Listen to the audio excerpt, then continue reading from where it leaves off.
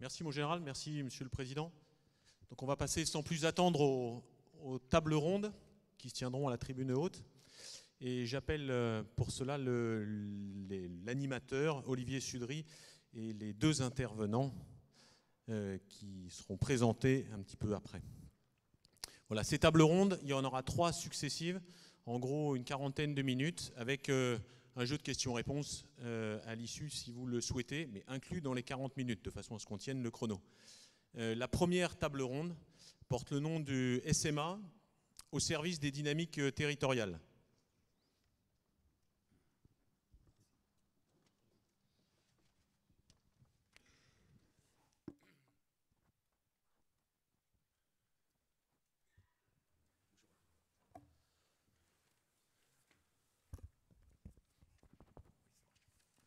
Bonjour à tous, et puisque nous sommes autour d'une table ronde, ce que je vais vous proposer peut-être c'est de vous présenter, et puis ensuite on rentrera dans le vif de nos débats. Merci. Je ne suis pas très fort. Ça, oui, ça marche. Merci, Monsieur Sudry. Je suis donc le président de la Fédération des entreprises d'outre-mer, présente sur tous les territoires, représentant toutes les organisations professionnelles, du MEDEF à la CPME aux plus petites, et depuis quelques jours, l'artisanat, les chambres de métiers qui nous ont rejoints. Voilà. Belle fédération et partenaire naturellement du SMA depuis longtemps. Mon général, mesdames et messieurs, bonjour. Je suis Charles Justy, je suis le directeur général adjoint des Outre-mer. Donc la direction générale des Outre-mer est le bras armé de la ministre des Outre-mer dans la mise en œuvre des politiques en faveur des territoires ultramarins. Colonel Philippe Bocon-Liaudet, moi je suis le directeur des opérations du service militaire adapté et ancien chef de corps du régiment de la Martinique. Voilà, je vais donc reprendre la main et me présenter. Je suis Olivier Sudry, je suis économiste et spécialiste de l'outre-mer.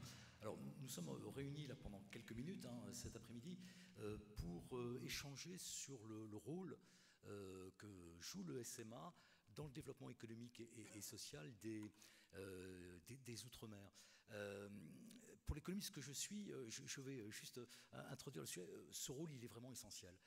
Il est essentiel aujourd'hui, et là je crois que les témoignages abonderont dans ce sens, mais il l'est encore plus pour demain. Alors pourquoi Jean-Étienne Antoinette l'a rappelé dans son discours il y a quelques instants.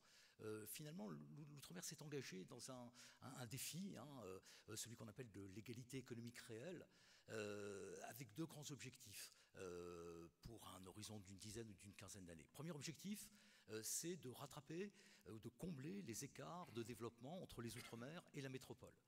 Et puis le deuxième objectif, et c'est là que joue, à mon avis, un rôle essentiel du SMA, c'est de lutter contre les inégalités internes. Et pourquoi le SMA joue un rôle essentiel? Parce qu'en fait, en tant qu'économiste, on sait que la mère des inégalités, justement, ce sont les inégalités d'accès au marché du travail. En favorisant l'insertion des jeunes sur le marché du travail, finalement, le SMA est un vecteur essentiel de l'égalité réelle, dans sa dimension de la réduction des inégalités internes. Voilà je dirais la vision de l'économiste. Alors c'est une vision qui est forcément très limitée, une vision de l'importance de l'insertion des jeunes pour lutter contre les inégalités. Fournir à tous un travail, c'est aussi fournir à tous une dignité d'ailleurs, et la capacité de fonder une famille, c'est un rôle essentiel. Alors, je ne voudrais pas abuser de mon temps de parole parce que je vais peut-être me tourner directement vers vous, Monsieur Justy, parce que pour élargir ce regard au-delà de l'économie, quelle est la place finalement du SMA dans l'ensemble des politiques publiques et principalement celle de l'outre-mer? Comment vous voyez sa mission? Déjà, je pense qu'il est important de rappeler que le ministère des Outre-mer, on le surnomme le Petit Matignon. Donc c'est un animateur, un coordonnateur de politiques publiques qui sont portés par les différents ministères métiers, si j'ose dire, au sein du gouvernement. Mais le ministère des Outre-mer a en propre un certain nombre de politiques qu'il porte. La politique du logement dans les départements et régions d'outre-mer, des actions en faveur de l'investissement public. Et puis, il y a cette dimension extrêmement importante qui est celle de l'égalité des chances. Vous avez prononcé le terme d'inégalité. moi je le tourne dans un sens plus positif, hein, ce souci d'apporter une égalité des chances. Et le ministère des Outre-mer le fait par le biais de 3 opérateurs.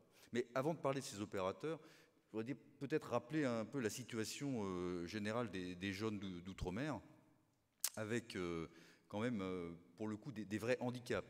Un jeune sur 10 qui sort du système scolaire à 16 ans et plus, donc ce qui est le double des jeunes métropolitains. Un taux de chômage qui est le double aussi de ce que connaissent les jeunes dans l'Hexagone. Un niveau d'illettrisme qui est 4 fois supérieur. Voilà, on peut accumuler comme ça un certain nombre de handicaps pour ces jeunes ultramarins. Donc 3 opérateurs, pourquoi faire? Les 2 premiers, je vais les citer rapidement. Il y a l'ADOM, l'Agence de l'Outre-mer pour la mobilité, qui lui va être dans l'action en faveur de la continuité territoriale, pouvoir donner accès aux jeunes ultramarins à des cursus de formation dont ils ne peuvent pas bénéficier sur le territoire. Et puis aussi une mission de continuité territoriale qui, celle-ci, est beaucoup plus généraliste. Je cite un autre opérateur que je mets un petit peu dans la même enveloppe, si j'ose dire, toujours au titre de la continuité, de donner l'accès à des formations, notamment dans l'Hexagone. Ça s'appelle l'IFCAS, l'Institut de formation pour carrières administratives et sociales, donc qui est situé à Dieppe, qui est un internat qui permet d'accueillir des jeunes ultramarins pour les préparer au concours de la fonction publique, et notamment dans le champ sanitaire et social. Donc deux premiers opérateurs, hein, j'allais dire, sur la continuité territoriale et l'accès aux formations, et notamment donc le lien entre les territoires et l'Hexagone. Et puis il y a ce 3e opérateur, pardonnez-moi cette expression, mais qui est un peu générique, qui est le service militaire adapté. Et sa caractéristique, hein, par rapport aux 2 premiers, c'est vraiment son ancrage dans les territoires. Le terme a été évoqué, hein, par M. Antoinette, hein, le terme de structurant. C'est vraiment un outil structurant pour les territoires, qui quand même couvre, fait bénéficier du service militaire adapté à 6 000 jeunes, ce qui est quand même extrêmement important. Ça représente de 8 à 20% d'une classe d'âge, hein, selon les territoires, qui a un taux d'insertion qui est tout à fait remarquable, hein, à 77%, et ce malgré l'augmentation extrêmement importante du nombre de bénéficiaires en quelques années. On est passé de 3 000 à 6 000 depuis 2012. Et puis, tout ça tout en accueillant des jeunes, eh bien, qui pour 60%, n'ont pas fait d'études supérieures, pour 40% sont en situation d'illettrisme. Donc vraiment un outil très structurant, hein, dans ce souci d'égalité des chances que j'évoquais. Et puis son autre caractéristique, c'est qu'il s'adapte au territoire, il s'adapte au tissu économique, il essaie de répondre aux besoins des employeurs, des filières, hein, il est donc en adaptation permanente en la matière. Voilà un petit peu les éléments qui font que le SMA est vraiment, j'employais le terme de bras armé pour la Direction générale des Outre-mer, c'est un peu outrecuidant de dire ça. Le vrai bras armé, hein, en matière d'insertion et d'égalité des chances du ministère des Outre-mer, c'est bien le SMA. Alors, pas d'insertion sans entreprise. Je préfère Philibert, quel bilan tirez-vous un petit peu des relations entre les entreprises ultramarines et le SMA?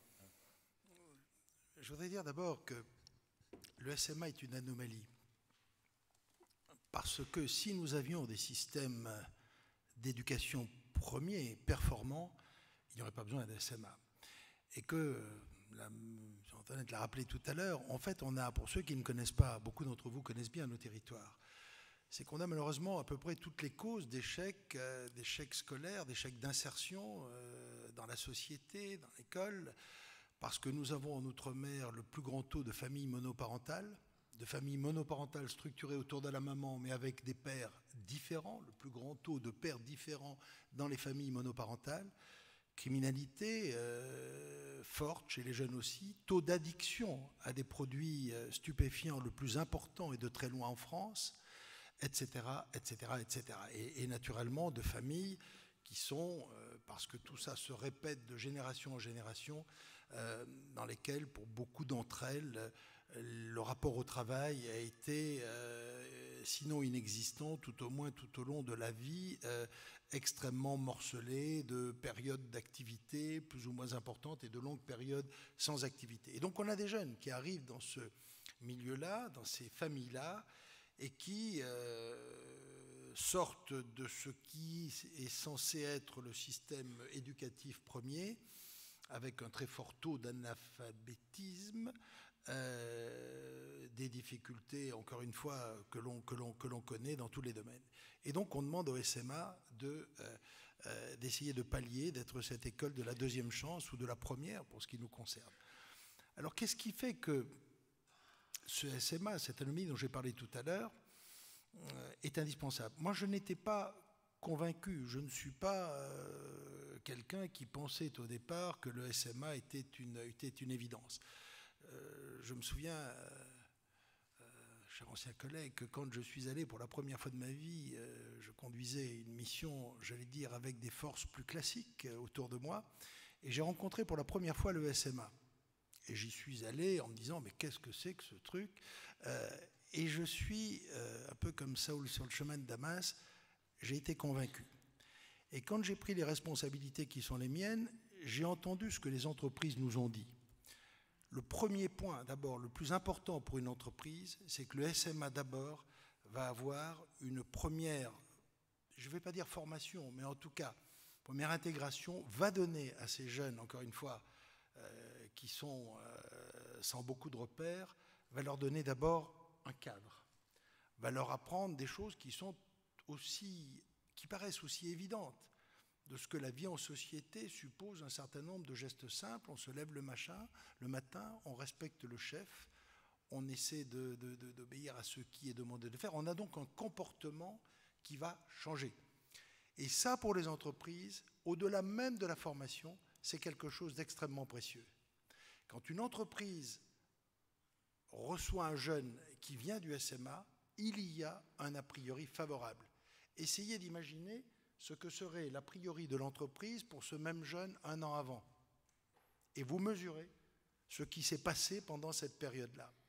Donc je crois que ce qui intéresse les entreprises d'abord, c'est que le SMA, elle va aussi, au-delà de la formation, et on reviendra sur les formations qui sont dispensées, elle va d'abord permettre de structurer, de permettre à des jeunes hommes et des jeunes femmes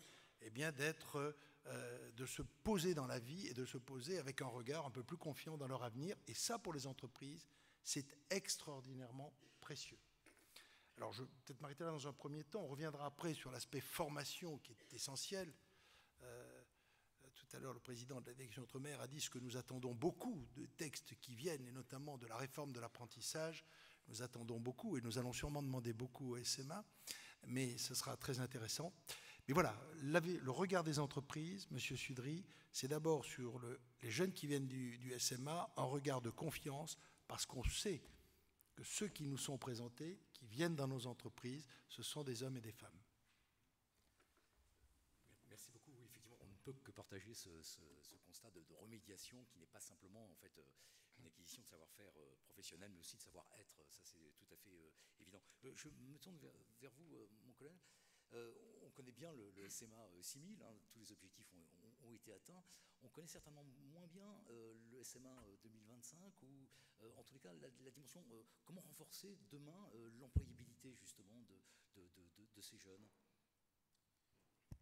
Alors, sans dévoiler le projet SMA 2025, parce qu'il n'y a rien encore de validé, il y a bien des orientations, et ce sera l'objet d'ailleurs de la deuxième partie de la séquence, mais il y a juste, je voudrais rebondir sur ce qu'a dit M. Justice sur les pourcentages de classes d'âge.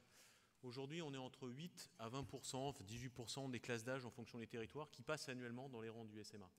Donc ça, c'est un premier élément dimensionnant. Au sein de ces 8 à 18% d'une classe d'âge, ce sont les jeunes qui finalement ont le plus besoin.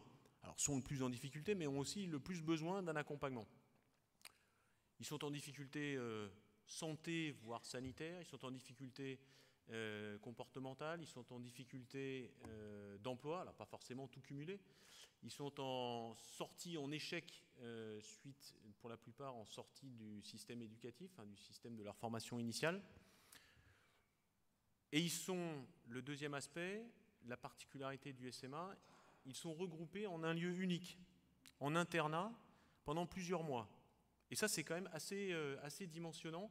C'est-à-dire qu'à pendant plusieurs mois, chaque année, on a entre 8 et 10% et 18% d'une classe d'âge qui sont regroupés dans une communauté de lieux. Et là, dans nos projets, alors ça se fait déjà, et ça se fait déjà même pas mal, en fonction des territoires, en fonction des dynamiques des partenaires, on se dit là, il y a peut-être un match à faire pour être encore plus efficient, encore plus qualitatif dans cet accompagnement individualisé. C'est ce qu'on a un peu appelé le projet SMA Plateforme. C'est plutôt le SMA comme un hub sur le territoire, alors qui est plus ou moins dimensionnant en fonction de la taille des territoires. On comprend bien qu'à Mayotte, c'est dimensionnant, qu'à Koumak, c'est dimensionnant, qu'à Saint-Jean-du-Maroni, c'est dimensionnant. Peut-être un peu moins quand on est à La Réunion ou en Martinique ou en Guadeloupe, même s'il y a un poids certain, puisque c'est là, Martinique-Guadeloupe, c'est là où on a les plus gros pourcentages de classes d'âge présents au sein du régiment. Et on se dit là, sur tous ces secteurs, tous ces domaines de difficultés sur lesquels on doit porter notre effort, se dire mutualisons nos efforts avec les compétences qui existent sur les territoires. Et je pense, on a parlé de psychologues, on a parlé mais aussi de formateurs pour nous aider, parce qu'on a des publics qui sont quand même, avec cette montée en puissance, un public qui est quand même plus difficile. Et on atteint aussi parfois la limite de nos cadres, qui ne sont pas des professionnels de l'accompagnement psychologique ou de l'orientation vers l'emploi.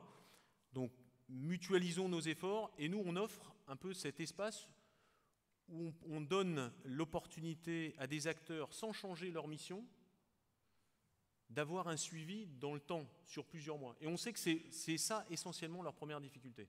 C'est d'arriver à avoir un suivi sur des jeunes qui doivent se déplacer plutôt vers des points de contact, vers des lieux, et on connaît les difficultés qu'il y a à se déplacer, outre-mer, mais aussi dans l'Hexagone. Revenons peut-être sur les formations pour éclairer ma lanterne, là j'avoue ma grande ignorance. Comment ça se passe concrètement sur le terrain? Est-ce que ce sont des formateurs du SMA qui dispensent les formations pour les jeunes? Est-ce qu'il y a une articulation avec d'autres structures de formation professionnelle sur le terrain, voire avec le ministère de l'Éducation nationale? Comment ça se passe? Alors, on a divisé, je pense qu'il ne vous a pas échappé, que l'objectif, la finalité du SMA, ce n'est pas un diplôme, c'est de l'employabilité. Je l'ai annoncé dans le titre, et d'ailleurs, c'est le nom un peu de l'événement, de l'employabilité. Dans cette employabilité, elle se divise en compétences sociales et en compétences professionnelles. De mots, les compétences sociales, c'est ce qu'on appelle, nous, alors on peut les appeler les transversales, suivant les mots que l'on utilise, mais c'est en gros les compétences communes à tous les métiers et à tous les niveaux de responsabilité. Et aujourd'hui, je pense ne pas être contrarié par M. Philibert, c'est ce que nous demandent les entreprises en premier, c'est ce socle, en fait, alors qu'on appelle parfois le savoir à être le comportement, l'envie, la capacité à apprendre, etc., etc. La santé psychologique, l'équilibre voilà, de santé, de physique, etc. Donc ça c'est le premier point. Là-dessus, on a un élément qui est quand même dimensionnant, c'est l'illettrisme. Aujourd'hui, on est à 40% des jeunes du SMA qui sont illettrés niveau 1 ou 2 sur les évaluations que tous les régiments font de l'Agence nationale de lutte contre l'illettrisme. Et il y a dans la salle le directeur général de la NLCI. Et ça, sans porter de jugement, qu'ils soient diplômés, enfin faiblement diplômés, c'est-à-dire titre 5, CAP, BEP, pour parler clairement, voire bac professionnel, on a autant d'illettrés dans cette catégorie que chez les non diplômés. Donc c'est un sujet qui vient et c'est une partie de ces compétences sociales, ce qu'on a appelé les compétences de base ou les savoirs de base. Là-dessus, on a donc des partenariats dans tous les régiments avec l'Éducation nationale, puisque nos jeunes sont amenés au certificat de formation générale. Et donc il y a des professeurs des écoles qui sont mis à disposition, parfois depuis de longues années, au sein des régiments, pour ce CFG. Et puis après, pour la partie professionnelle, on recrute, donc nos formateurs professionnels sont des militaires, donc soit sur des métiers qui sont, pour pas trop monopoliser le temps, qui sont soit des métiers duals, c'est-à-dire que l'on trouve dans les armées, et là on a une ressource de formateurs, soit alors des métiers comme le spa, comme on a eu en Polynésie, ou agent d'accueil touristique, ou aide à la personne, des métiers qui n'existent pas dans nos armées, et à ce moment-là on va recruter des jeunes formateurs. Donc Donc on passe des annonces en métropole et outre-mer, et puis on recrute ces jeunes qui rentrent sous statut militaire, donc ils font des classes, qui font une formation de formateurs, et puis qui viennent renforcer les équipes. Et puis après, il y a aussi de la sous-traitance et des partenariats avec des acteurs locaux en fonction des différentes nécessités des métiers qui sont conduits dans les régiments. Jean-Pierre Felbert, vous vouliez revenir aussi sur la formation, hein, je crois. Oui, quand on a dit que la formation des esprits était importante, le colonel Boccolone parle de l'employabilité. Ce n'est pas un gros mot, l'employabilité. Pendant longtemps, c'était un mot un peu tabou, parce qu'on faisait une sorte de distinction entre ceux qui seraient employables, donc on allait insérer dans le système, et ceux qui ne le seraient pas. Et pour autant, ceux qui ne le sont pas, il fallait bien aussi trouver, ils avaient aussi le droit de trouver et d'avoir un emploi. Mais l'employabilité, pour nous, c'est tout simplement le fait qu'il y ait une formation qui soit en adéquation, une formation en tout cas des esprits, mais également une formation professionnelle en adéquation avec les métiers qu'on va proposer et qui sont susceptibles d'être proposés par les entreprises dans un territoire. Alors d'abord, le formidable atout, je n'y reviendrai pas, du SMA, au-delà de ce qu'on a dit, c'est d'abord sa réactivité.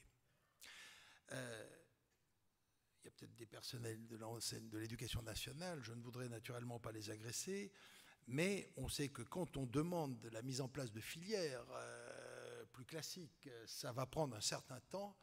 En règle générale, avec le SMA, ça va beaucoup plus vite.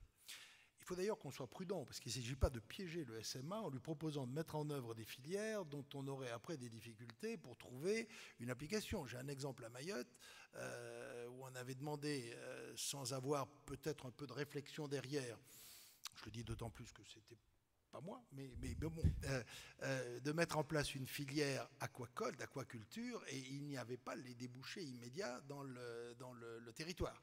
Donc il ne faut pas mettre non plus la charrue avant les bœufs. Mais nous pensons que le SMA peut aller plus loin, et qu'on peut aller plus loin avec le SMA en matière de formation. Alors c'est une idée qui est partie. J'avoue que je ne sais pas aujourd'hui si c'est le général Loyacono, le colonel Stoy qui était là ce jour-là, ou moi, je ne sais pas. En tout cas, un jour, on s'est dit, mais si l'apprentissage, si le SMA était également se lancer dans l'apprentissage, mais au sens vrai du terme, c'est-à-dire une formation, pour le coup, diplômante. L'idée a mûri. D'abord, le SMA ne dit pas non au départ. Ils disent, oui, il faut qu'on regarde. C'est d'abord une attitude extrêmement positive. Ensuite, votre prédécesseur, mon général, un jour, nous a réunis avec le directeur général de la PCM, des chambres de métiers, parce qu'il fallait vérifier qu'on n'ait pas une opposition des CFA. Enfin, sur cette question-là, nous étions convaincus, et depuis, c'est une idée que je porte, que nous portons, je l'espère, un grand nombre. Je suis profondément convaincu que confier au SMA, dans un premier temps, la première année d'apprentissage, sur des filières par une expérimentation sur un certain nombre de filières. Il ne faut pas non plus qu'on piège le dispositif en disant on va faire l'apprentissage, toutes filières confondues, etc. Je l'ai mesuré en réunissant tous les chefs d'entreprise, enfin la plupart des chefs d'entreprise de nos grandes organisations professionnelles en Martinique il y a à peu près 10 mois. L'accueil a été enthousiaste. Enthousiaste. Si on veut booster l'apprentissage dans ce pays, et Dieu sait qu'on en a besoin dans nos territoires, le capital confiance qu'a le SMA auprès des chefs d'entreprise, la compétence des formateurs, qu'ils soient militaires, qu'ils soient contractuels, parce que vous n'avez pas ces compétences-là, j'allais dire en interne, est telle que je suis totalement persuadé qu'elle va être un électrochoc, elle va booster l'apprentissage. Alors il y a quelques difficultés qu'il faut qu'on règle. Un jeune au SMA, mon colonel, vous me le confirmez, il a un statut militaire. Un jeune en apprentissage, il a un statut de droit privé, il est en contrat d'apprentissage. Enfin, s'il y a une volonté d'aller dans cette direction-là, je crois que ce serait un grand pas. Je suis profondément convaincu aujourd'hui que cette grande loi qui est annoncée pour dans quelques semaines, réforme de la formation professionnelle, réforme de l'apprentissage, il faut mettre le SMA dans le jeu, il ne faut pas le piéger, il ne faut pas qu'on demande au SMA de faire des choses, j'allais dire en temps et en heure qu'il ne ferait pas, je crois qu'il faut le prendre à titre expérimental, mais pour le coup, je suis totalement persuadé, j'aime pas les chiffres, j'aime pas prendre des engagements que je ne tiendrai pas, Je suis prêt à parier qu'on va très rapidement doubler le nombre d'apprentis dans nos territoires. Donc c'est quelque chose qui est extrêmement fort. Et pourquoi le SMA?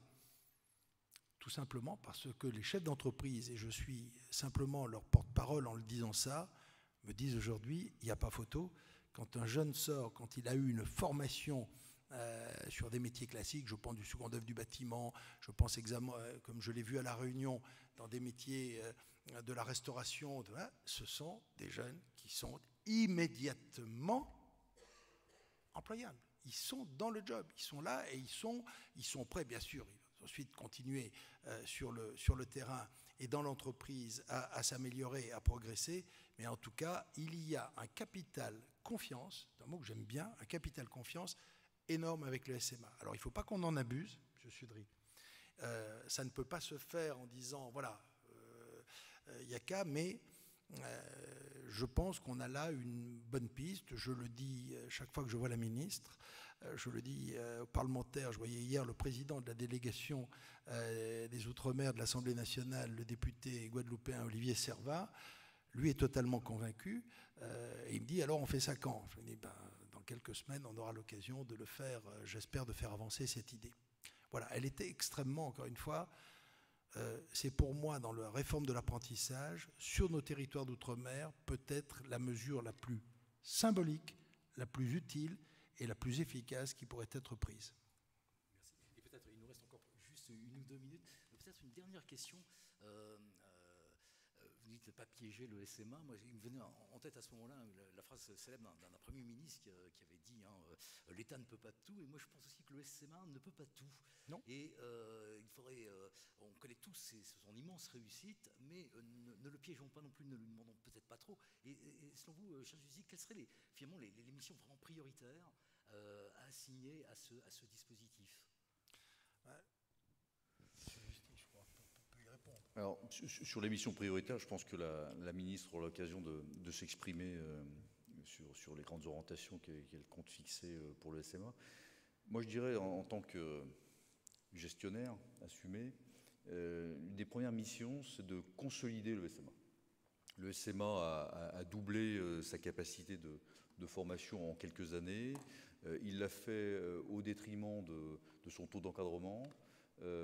Et donc il y a un effort qui a été fait, mais qui doit maintenant trouver sa concrétisation pour renforcer le taux d'encadrement du SMA, lui donner les moyens d'assurer ses dépenses de fonctionnement, ses dépenses d'investissement sur ses infrastructures, de telle manière à ce qu'effectivement il ne soit pas, je dirais, en situation de surchauffe, qui pourrait conduire notamment à une baisse éventuelle de ce fameux taux d'insertion qui est quand même l'étendard du SMA. Donc il y a ce souci déjà de consolidation.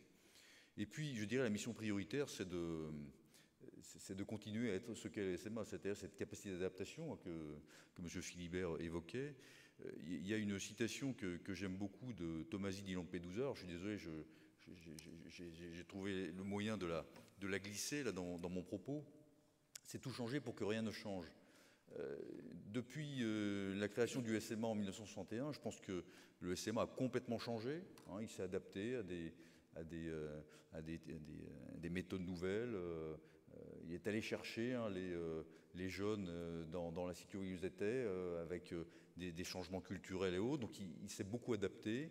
Mais au bout du bout, il n'a pas changé dans sa mission, dans sa volonté de continuer à cette tâche d'insertion qu'il fait de manière remarquable.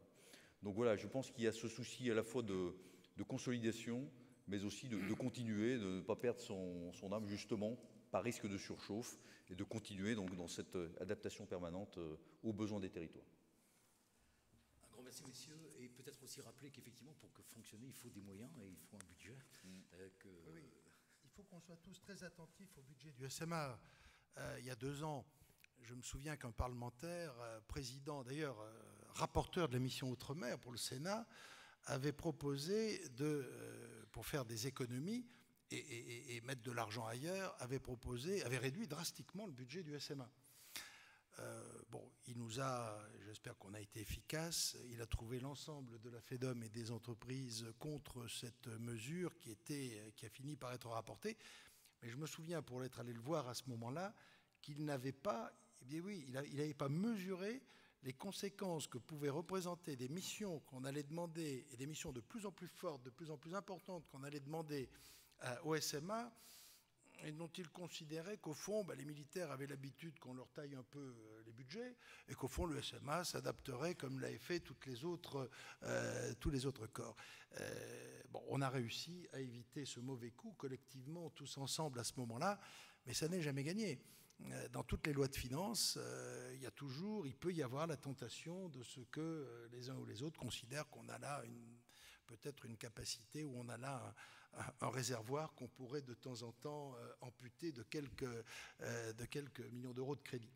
Heureusement, ça n'a pas été le cas, et soyez sûr qu'on est, vous le savez, mon général, nous sommes extrêmement vigilants à vos côtés pour veiller à ce que ça ne soit pas, que s'il y avait de mauvaises idées, elles soient immédiatement réprimées. Peut-être sur ces questions de coûts qui effectivement agitent beaucoup, ou d'économie, hein, qui agitent beaucoup la direction du budget, enfin le ministère du budget, hein, qui bien évidemment a sa mission. Petite anecdote, j'ai été auditionné au Sénat, hein, sur justement le contrôle budgétaire du SMA. Et j'ai eu une question à laquelle je n'ai pas pu répondre comme ça. Un stagiaire du SMA, c'est environ 28 000, 30 000 euros. Est-ce que c'est cher? Alors je me suis trouvé un petit peu sec. Du coup, je suis quand même allé chercher un chiffre comparatif. Un étudiant, alors c'est une enquête du ministère de l'Éducation nationale, ça coûte 14 000 euros. Un stagiaire du SMA, c'est le double, mais est-ce que pour des jeunes qui sont en situation d'illettrisme, qui pour une grande part d'entre eux n'ont pas de formation, n'ont pas de concrétisation de leur formation, et qui donc acquièrent cette employabilité, est-ce que c'est vraiment cher? J'aurais tendance à dire non.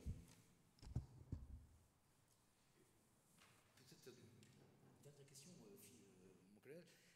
Comment gérer tout ça? Comment gérer finalement à la fois une contrainte d'effectifs, hein, on a dit 6 000, peut-être des demandes demain iront vers 8 000 ou 10 000, que sais-je, et puis cette contrainte budgétaire, comment faire? Comment desserrer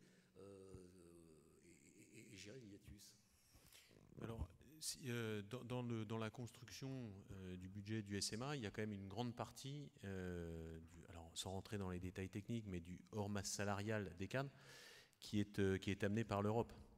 Et en fait, l'Europe est un formidable levier, en particulier via le FSE et l'IEJ, mais aussi le FEDER dans cette phase de montée en puissance que l'on a connue.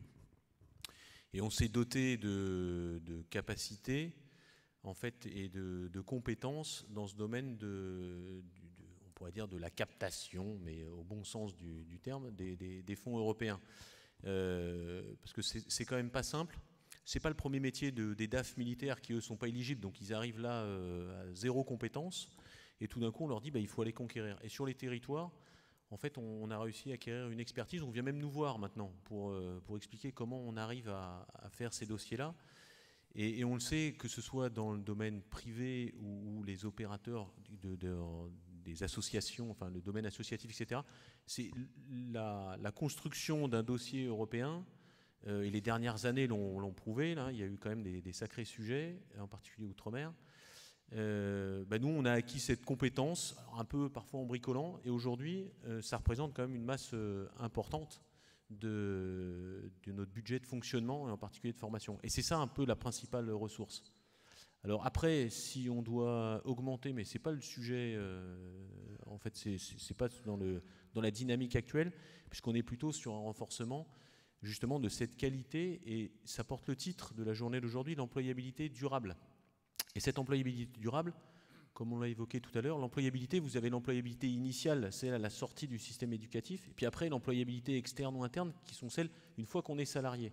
Et nous, c'est de se dire, cette employabilité, ce qu'il faut impérativement, c'est ce dont je vous ai parlé tout à l'heure, c'est de renforcer ses compétences sociales. C'est ça, en fait, la clé, le socle qui va faire que les compétences professionnelles en fait, pourront s'appuyer dessus et qu'on va garantir aux jeunes de changer d'emploi. Parce que les jeunes qui rentrent là, d'ailleurs, on le voit bien, on a des dossiers avec la Poste, avec la SNCF, ça ne fait plus rêver les jeunes, en fait, le fait de leur dire « Ouais, mais ça, c'est garanti, ça va durer ». En fait, c'est plus ça qu'ils demandent. Et le meilleur atout, en fait, c'est ce socle de compétences qui va permettre de s'adapter un petit peu à toutes les circonstances et toutes les situations qu'ils vont rencontrer, en particulier dans l'emploi. Je crois qu'il est l'heure, malheureusement. On aurait sûrement d'autres occasions pour approfondir ces débats. Il me reste à vous remercier vraiment de cet échange. Et je crois peut-être laisser la... Merci encore.